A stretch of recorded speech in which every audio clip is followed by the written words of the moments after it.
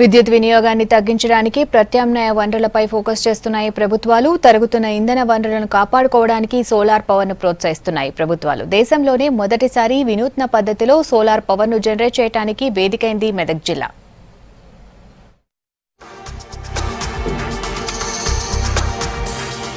మెదక్ జిల్లాలో సోలార్ పవర్ను ఉత్పత్తి చేయడానికి కొత్త ప్రయోగానికి శ్రీకారం చుట్టారు BHEL శాస్త్రవేత్తలు. సోలార్ పవర్ను తయారు చేయడానికి చెరువును సెలెక్ట్ చేసుకున్నారు. చెరువు మధ్యలో ప్లాంటును ఏర్పాటు చేసి యూనిట్లు నెలకొల్పనున్నారు.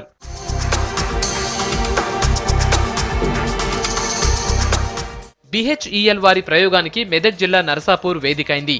స్థలం సమస్య లేకుండా ఉండేందుకే వీరు చెరువును ఎన్నుకున్నారు. చెరువు మధ్యలో సోలార్ యూనిట్ను నెలకొల్పారు. నర్సాపూర్లోని రాయరావు చెరువులో సోలార్ యూనిట్ ఏర్పాటు చేశారు.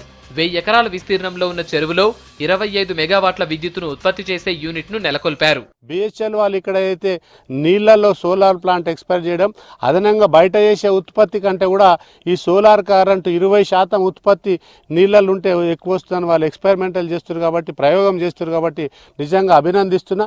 నర్సాపూర్లో చెరువులో నీళ్ళు ఎప్పుడు ఉంటాయి కాబట్టి ఇక్కడ నీళ్లు ఆవిరి కాకుండా తర్వాత కరెంటు ఉత్పత్తికి 2 రకాలుగా లాభం జరుగుతుంది కాబట్టి ఈ BHEL వాళ్ళు చేసేది సక్సెస్ అవుతూ ఈ చెరువులో ఎప్పటికీ సోలార్ ప్లాంట్ ఉండే విధంగా చూసి దీన్ని పర్యాటక కేంద్రంగా మారుస్తందుకు ప్రభుత్వం తప్పకుండా చర్యలు చేస్తుంది. పర్యావరణానికి ముప్పు లేకుండా అన్ని జాగ్రత్తలు తీసుకున్నామన్నారు BHEL శాస్త్రవేత్తలు.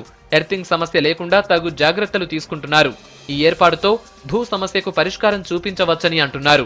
ప్రయోగానికి సంబంధించిన అనుమతులను ప్రభుత్వం నుంచి తీసుకున్నట్లు నర్సాపూర్ సర్పంచ్ తెలిపారు. ఫ్లోటింగ్ సోలార్ ఎనర్జీ సిస్టమ్ ద్వారా స్థలం సమస్య ఉన్న ప్రాంతాల్లో వాటర్ మీద కూడా సోలార్ ఎనర్జీని ఉత్పత్తి చేయొచ్చు అనే ముఖ్య ఉద్దేశంతో ఇక్కడ ప్రయోగాత్మకంగా ఏర్పాటు చేయడం జరిగింది.